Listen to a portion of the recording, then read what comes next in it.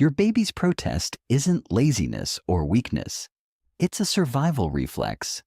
For 9 months, they were curled tight, floating in the dark, never needing to lift their head against gravity.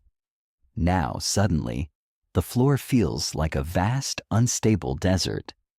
Their primitive brain screams, "Danger, I can't breathe, lift me." But here's where it gets bigger than you think. This isn't just about building neck muscles.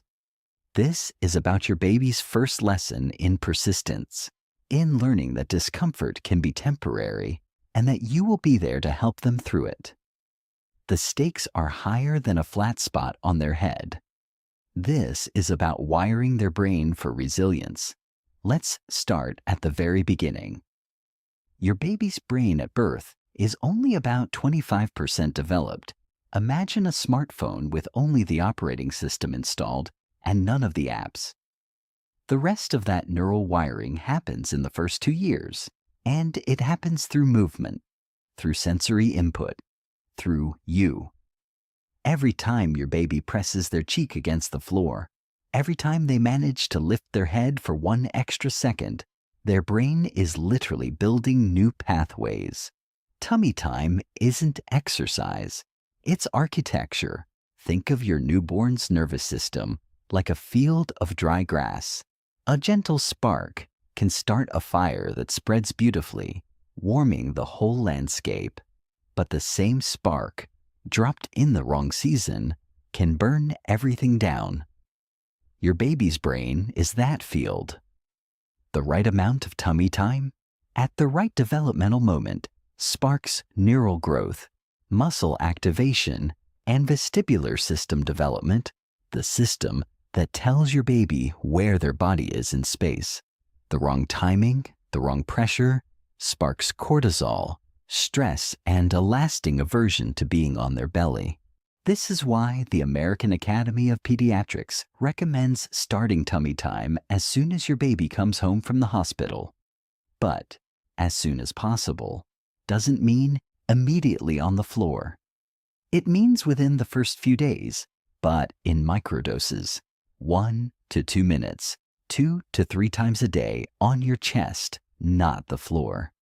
Your chest is warm, it smells like you, it rises and falls with your breath. Your baby's primitive brain registers that as safe. The floor registers as a foreign planet. Now, let me introduce you to a name you'll want to remember. Dr. Lise Eliot, a neuroscientist who literally wrote the book on infant brain development, What's Going On in There? She explains that the first 3 months of life are what she calls the sensory motor window. During this period, your baby's brain is hyperplastic, meaning it's desperately hungry for input. Every nerve ending in their skin, every muscle fiber, every vestibular receptor in their inner ear is waiting for data. But here's the catch. The brain can only process so much input at once. If you overwhelm it with too much tummy time too soon, the system shuts down. Your baby doesn't learn to lift their head. They learn to hate being on their stomach. This is where the cultural critique comes in. We've turned tummy time into a checkbox. Did you do your 10 minutes today? We treat it like a chore, like flossing, like something to get through. But your baby doesn't understand checkboxes. Your baby understands safety, connection, and gradual exposure. In many traditional cultures, babies are carried upright or worn on the body for most of the day, and they still develop strong neck muscles and motor skills because the key isn't the floor, it's the anti-gravity experience. Every time you hold your baby upright, every time you carry them facing out, you're giving them a form of tummy time without the tears. So what does this mean for you, in your home, with your actual baby? It means that the first week of tummy time isn't about the floor at all. It's about your chest. It's about your baby lying on you, skin to skin if possible, while you recline at a 45-degree angle.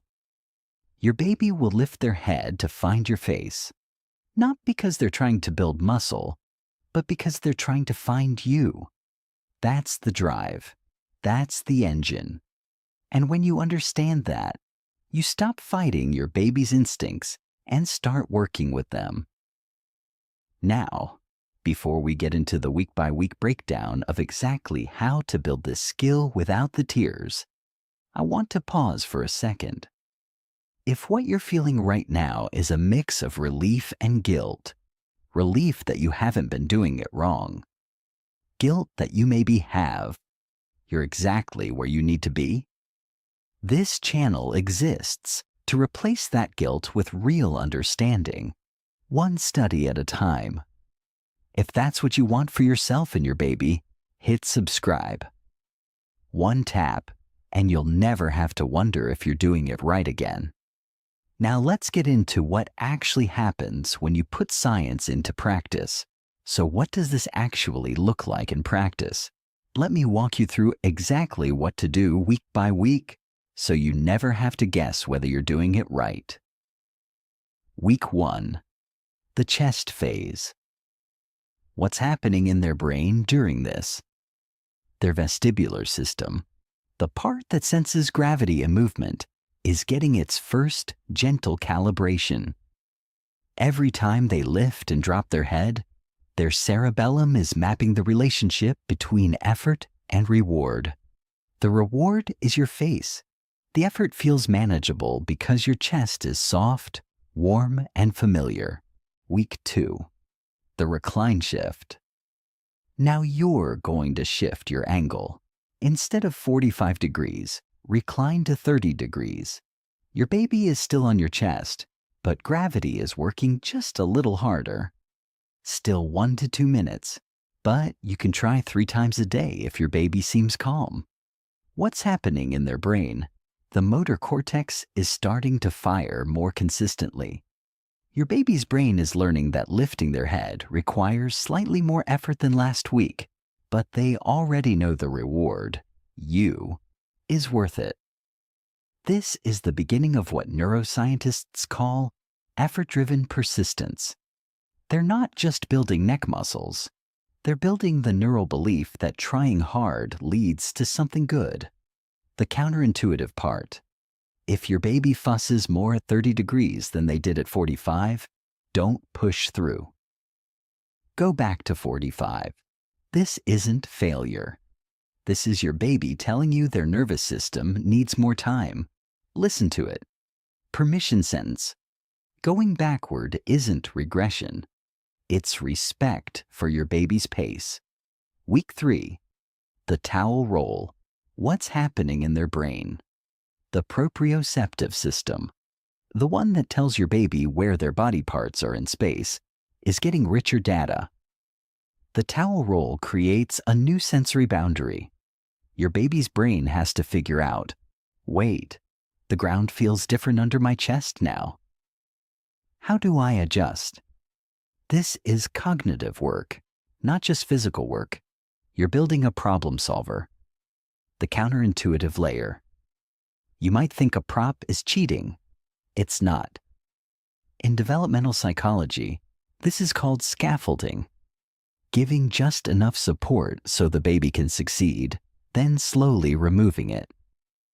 Think of training wheels on a bike. You don't call those cheating. Permission sentence.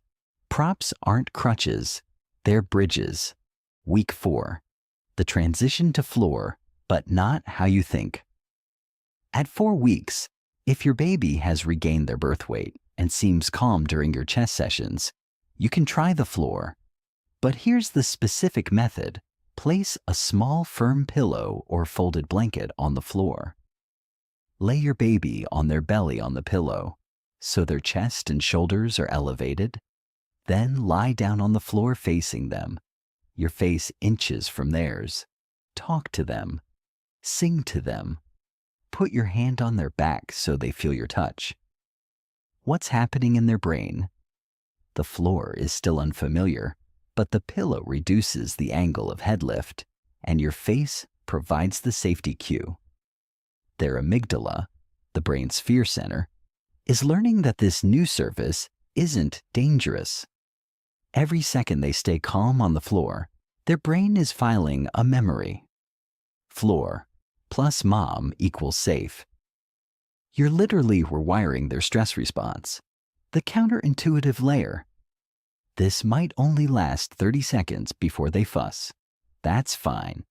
30 seconds is a win. Pick them up, soothe them, try again later. The goal isn't duration. The goal is association.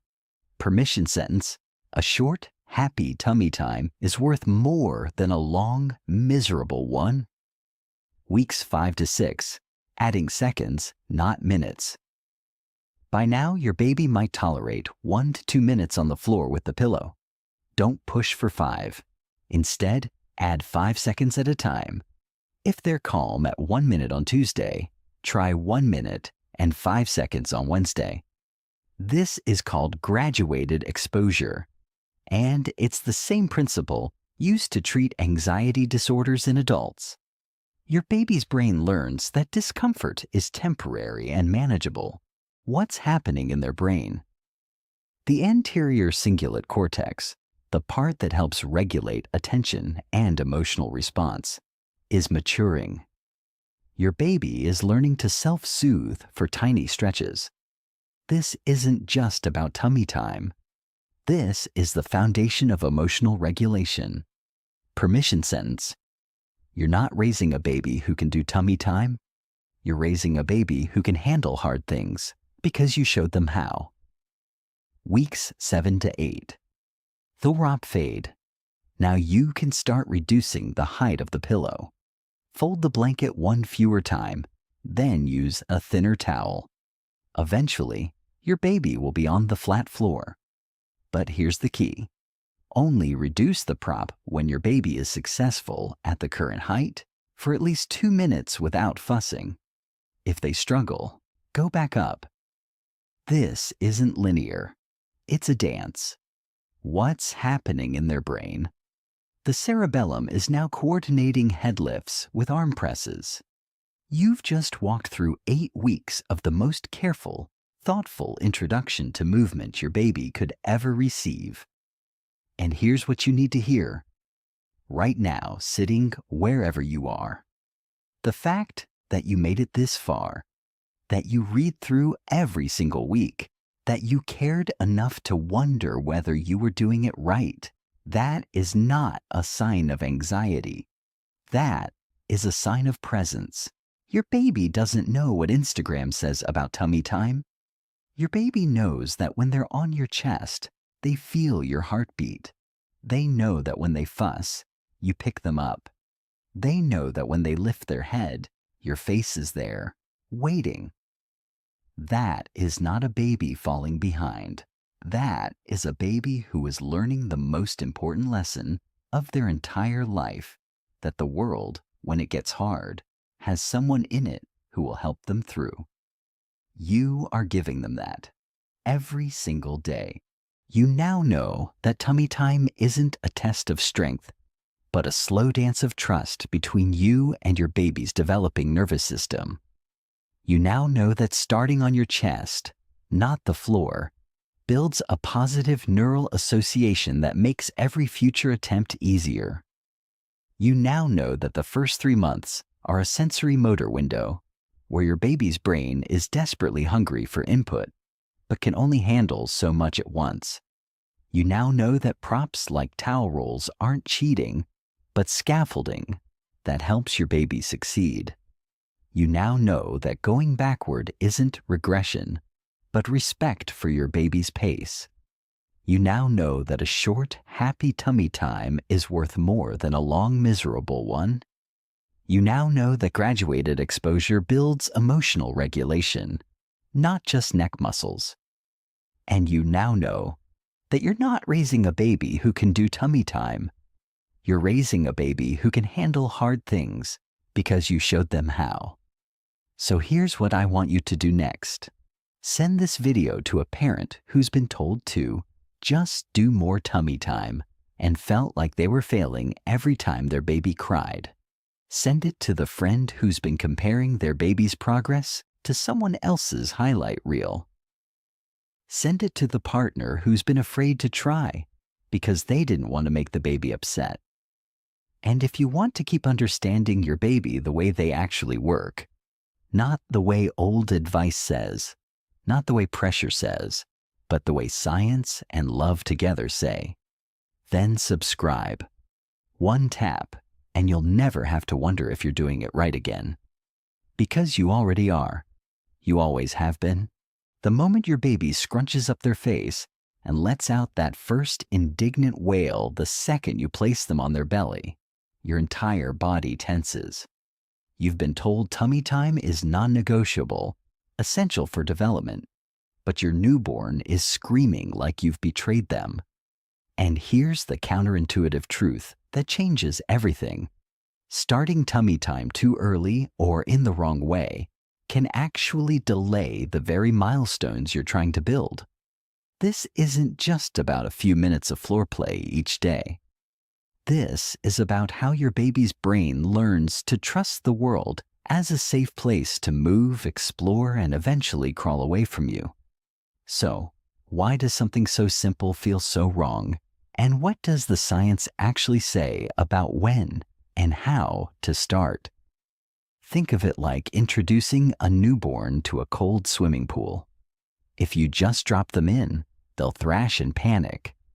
But if you let them dip a toe, then a foot, then stand at the edge with you holding them, they learn the water is safe. Tummy time works exactly the same way. It's not a test of strength, but a slow dance of trust between you and your baby's developing nervous system.